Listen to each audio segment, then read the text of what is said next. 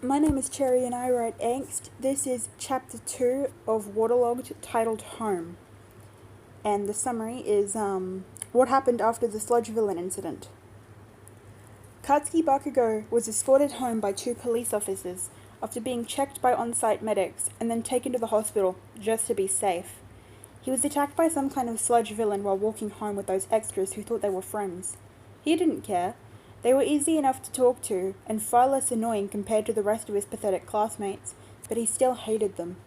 All they did was worship him without a second thought, which really pissed him off. Either way, the idiots ran off while he was held hostage for over 30 minutes, and all he could do was watch, terrified, as a bunch of heroes surrounded him and couldn't do anything to help. That, or they just wouldn't. With the sludge villain, added to his anxiety and very nearly having a panic attack, most of his hearing was gone and he couldn't read lips, but he saw the desperation. He also saw resignation. The fuckers were giving up, even though they had that water gun hero right there who could have done something more. He was pissed and confused and scared, genuinely fucking scared. Katsuki was never scared, but when he lost control of his senses, his body, his own quirk, when it was all put in the hands of someone else, he was terrified. He couldn't hear, he could barely see, and could only feel more sludge trying to break through his guard and into his throat as his hands completely warmed over by the stress and the force of the villain. The only relief he felt was when a huge blast directed at him, more so the villain, but still, would shit the bastard off long enough for Katsuki to be pulled out by All Might. Fucking All Might. His absolute favourite hero just saved him from a hostage situation where his quirk was a direct cause of the whole mess, and why he couldn't have been saved sooner. He very nearly cried when the tall man pulled him into his chest protectively and sent a strong kick to the villain's massive teeth. Katsuki blanked out for the fight. He could feel again. He wasn't trapped inside the villain, but he could feel his chest pressed into All Might, his hero. Deku's hero, he scoffed. Even now, hours after the attack, he was still scared. Well, shaky was probably right, but scared. He couldn't walk alone because if he did, he'd either be attacked again or have a panic attack right in the middle of the road, so for his own safety he was escorted by the cops, who didn't try to make conversation. Good. He wouldn't talk to them. Not that he really could, anyway. They arrived at his front door, and Katsuki fisted into his pockets to find his keys, as the police bid him a good night. He grunted in response and flung the door open, though it lacked his usual brashness. He stomped into the house fully and overheard his mother on the phone. "Inko, honey, you're going to have to breathe. I can't understand what you're saying." Her voice was softer than usual, which was a fucking feat, because she was loud all the time. Even when she whispered, it came out as a hiss. Katsuki didn't laugh, but the thought of his mother with some kind of snake quirk came to mind, and he couldn't help but enjoy it. All humor drained from him as he heard his mother's gasp. The sound was horrified. Inko? She was so quiet now. Inko, Izuku did what?" Katsuki's eyes shot wide open as the urge to collapse in the living room or race to his mum waged war inside him. He couldn't hear his auntie's reply, but the look on his mum's face as she turned was enough to tell him that he really, really didn't want to find out. He killed himself.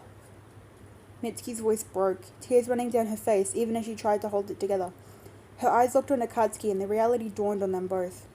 It was silent for a long time, aside from Auntie Inko's quiet sobs from over the phone, and Katsuki's own heartbeat. It roared in his ears and he couldn't tear his eyes off the phone. Mitsuki tried to move again, uprooting herself from the ground and beginning to pace again. Inko was probably still talking because the blonde woman hadn't spoken a word. "If someone finds this, tell..." "Who's Eraserhead?" Her voice was thick, but she swallowed as she uttered the name. Eraserhead? Who the fuck was that? Probably someone underground if Katsuki had to make a guess. Or a code name for somebody, but that'd be stupid. Who would Deku have to give a code name, and why something stupid like Eraserhead?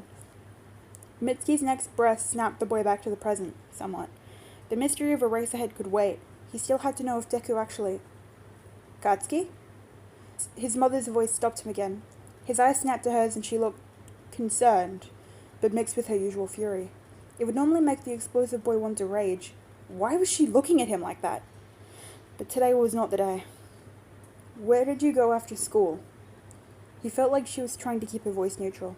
She was a naturally emotional woman, wore her feelings on her sleeve, plain and simple.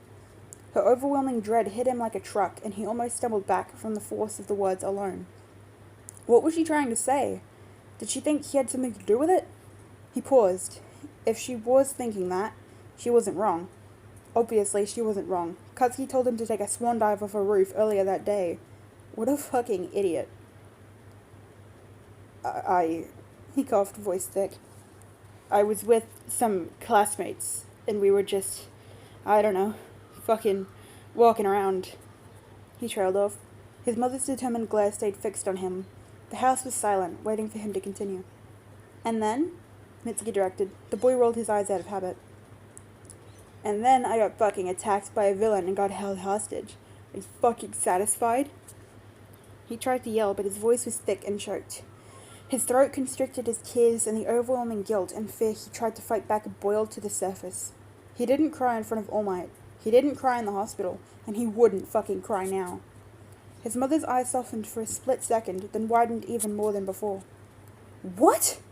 She screamed, still clutching the phone, but rushing to Katsuki's side before he had the chance to blink. He was wrapped up in her arms, face buried in his chest as she fell to her knees in a sort of bow. This was something that rarely happened between the two, and her suddenly shaky breath made his resolve shatter. Tears splattered carelessly in her hair. She looked up at the sudden witness and almost burst into tears herself, again, making Katsuki feel far worse. Oh, Katsuki, baby. She was definitely crying, phone still in her hand, but careful to avoid pressing anything. She set the phone down carefully on the floor, then stood back up and clung to her son tightly. Katsuki didn't care anymore. He fisted his hands into the back of her shirt and apron and held on for dear life. The noises he made as the emotions rolled out of him were frankly embarrassing. Loud, harsh sobs made his and his mother's bodies shudder violently as broken screams and threats tore from his throat. Eventually he stopped screaming about actual murder and cried instead over his dead ex-best friend. Izuku. He choked on the name of the boy he'd been bullying for years. He couldn't remember the last time he'd used his given name. Frankly, he couldn't remember a time before he started calling him Deku. Mom, Katsuki tried to speak, tried to apologize to her, to Inko, to Izuku, but he couldn't find the words. His mother ran her manicured fingers through his hair, trying to soothe him as he continued to stumble. I'm like Deku.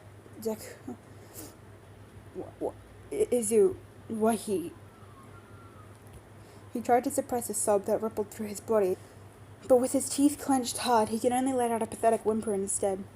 Shh, baby, it's not your fault. His mother's voice was replaced by a loud ringing in his ears, but it was his fault. He told Izuku to jump. He killed Izuku. He backed him up all the way, cornering him high above the city until the only way down was by jumping, and Katsuki didn't stop him, didn't save him. Why did he do it? Weak and worthless, he tried to remind himself. The words just raced through his mind, and they meant nothing. They weren't Izuku. Izuku was just a kid with a dream, and he's dead. Izuku wanted to be a hero just like him, and instead of achieving that dream, he fell. He died, and Katsuki killed him. Kachan killed Izuku Midoriya. He was never Deku, because the name meant nothing. It really meant nothing. At the time, he thought it was funny how his name could be read as Deku. Then he and his fucking followers weaponized it and pushed him away, isolated him, all because of that damn diagnosis. Like being quirkless was some kind of disease. They should have been heroes together. Katsuki should never have abandoned him. He was such a prideful bastard that he let quirk status rip him away from his best friend. He ruined so much over something so insignificant now. Izuku was dead because he was quirkless. He was bullied for being quirkless, labeled as useless, and now the only thing he could do that everyone wanted, what they expected from him, was to jump. And he did. Katsuki trembled hard, shaking his head desperately to clear his thoughts and to tell his mother she was wrong. It was his fault. This was all his fault. He killed his best friend, and he couldn't even do anything to help because he was almost killed at the same time. He could have done something differently. Maybe if you didn't tell him to take a swan dive. He shook his head harder, bile rising as he remembered the look on Deku's face as he burned his precious notebook. He was horrified. Katsuki felt disgusted with himself. He wanted to rip his skin off. He wanted to rage and cause so much pain and destruction until he could safely repay his debt to Izuku. He would carve himself open and bleed before a judge. He would do everything to even have a chance at forgiveness. He didn't deserve forgiveness or mercy from this misery. He did this to himself, and he had to face the consequences. His knees buckled and he dragged his mother onto the floor as he struggled to breathe and cried for hours. Eventually he fell asleep in her lap, her calloused hand resting in his hair, while the nightmares he'd faced in his mind made him wish he was never born. That's the end of chapter 2. Chapter 3 is next. Hopefully you liked this part. Let me know what you thought. Thank you very much for listening.